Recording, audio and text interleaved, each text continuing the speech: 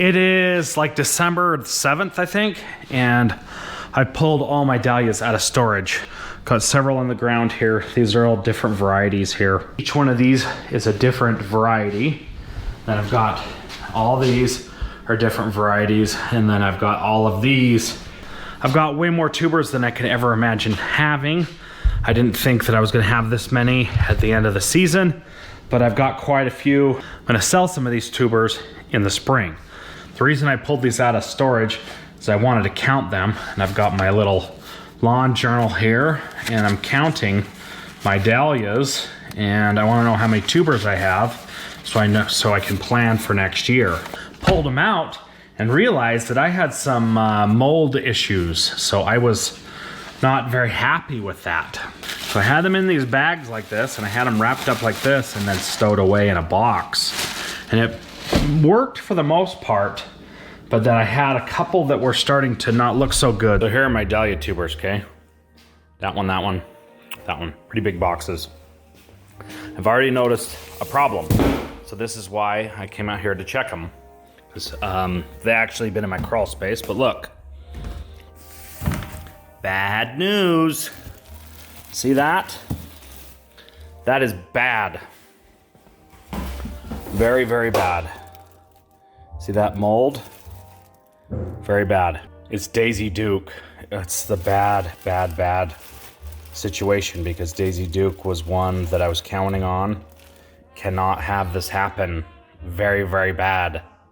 I decided to change my tune and take them out of the boxes or out of the bags and put them in these storage totes. So I'm using the vermiculite here. I've got a little bit of sulfur powder here. Okay, bought this stuff on Amazon. For about as big as this is, fill this up, and then I put about a teaspoon of the sulfur powder in there, and then I dust the tubers. I'm hoping by dusting the tubers, it's gonna help with rot. I'm also checking them, so this is kind of nice. I'll be able to see how they look. Didn't have any of these plastic bins there, so I had to run over to Walmart, and those are $1 a piece. Okay, so those things are $1 a piece. Got 70 of them. I've showed this several times, but this is the process, and I kind of already did this. I already went through all the clumps and split them, so I'm just repacking them because I was worried there would be too much moisture inside each bag and that they would rot. So rotting is very bad. So this variety is called Peter. All right, so then I'm just inspecting these, and they still feel hard. They're as hard as it was when I put them in there. The cut is a little bit wet right there, so those need to dry out, and that's where I failed.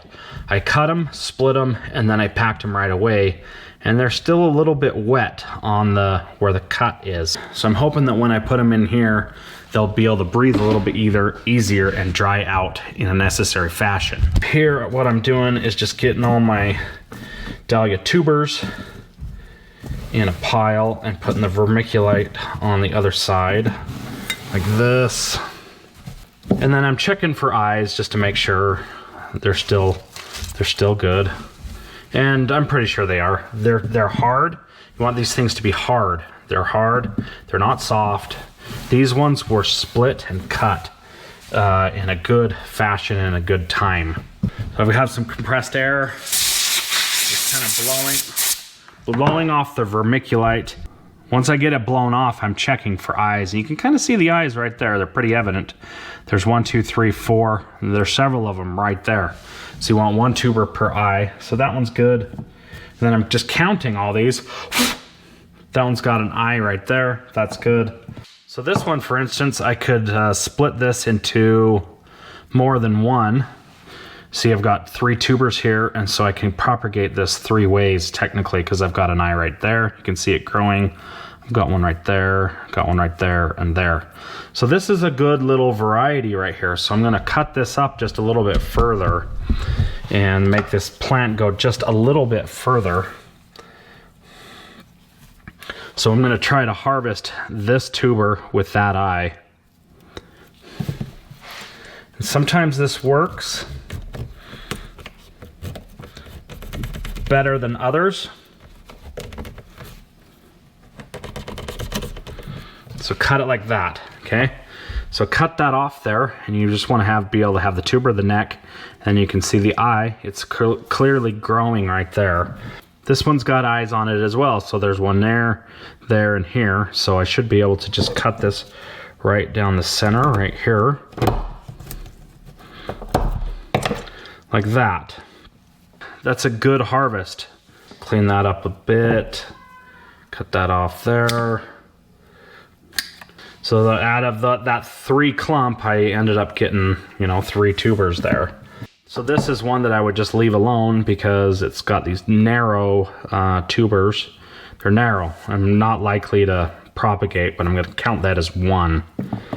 This one's really easy to see the eyes. You can see them growing right there. There's several of them, but I've got this big tuber and then these small tubers. So this should probably just stay by itself like that as is. So this one right here, I think I am going to split it in 2 because I've got an eye right there that's clearly visible, and then I've got an eye right there that's clearly visible. So I think I'm going to just go for it, split that in 2, and call that 1 and this 2. Now that I've looked these over, I'm going to put them in here, and this is my sulfur solution too. I count them as I'm putting them in there. So putting them in there with the sulfur, I'm just kind of dusting them,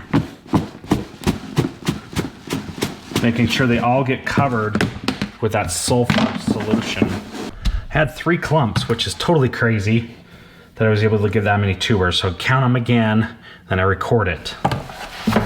1, 2, 3, 33. So I've got 33 of those. 33 of the peter. So taking this vermiculite and putting it back in. And ideally, you don't really want these tubers to touch. That's probably more than should go in this little plastic bin here, or tote. But that's what I'm gonna go with. I think it'll be okay. It'd be best if the tubers did not touch. I'm putting them in here like this. I'm just shaking it up a little bit, like that. And then I'm putting some of this on top like that.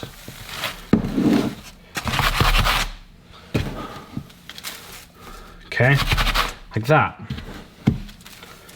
And that's how it's done. Or that's how I'm doing it. I've got that here, and then I'm just stacking them over here or wherever.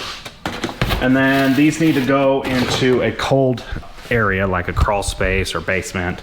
Somewhere that's cold but doesn't freeze. So I've got rinse and repeat here. I probably have 1, 2, 3, 7 more varieties right here. And some of these bags are the same variety. So each bag is 1 clump. I went down and picked those up, and they're $5 a clump. It was such a good deal, so I had to take that opportunity to get those. All right, so here it is. I'm down here at the field. I've got several dug up there. Got 90 or 100 of these to dig up. You can see his field here. Got lots of varieties and stuff. You guys friggin' owe me big time for this, sorry. I am done. All I gotta do now is just store them away. So I've got 25 varieties there, another 30 varieties there. So I've just gotta put them away for storage. The best place to put them is in a cool, dry place and dark, like a refrigerator set at like 40 or the maximum. I'm gonna try to put mine in my crawl space. If I had an extra fridge, I would like to try to put them in there, but that's gonna take up a lot of fridge space, and I don't think I'm gonna be able to do that. Got that idea from a Dahlia friend there. So I'm gonna put them in this box here, and hopefully they'll be able to breathe. I feel a lot more comfortable about the situation that I've got here.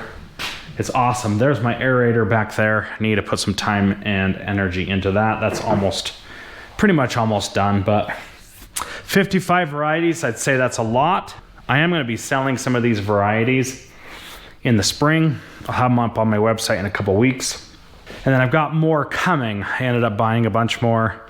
And so I'm gonna have an awesome setup this year, hopefully. I'm gonna have flowers like crazy. It's gonna be so dang cool. I cannot wait. Once again, that is it for this video. I appreciate you as always. Thank you for watching, and I will see you in the next one.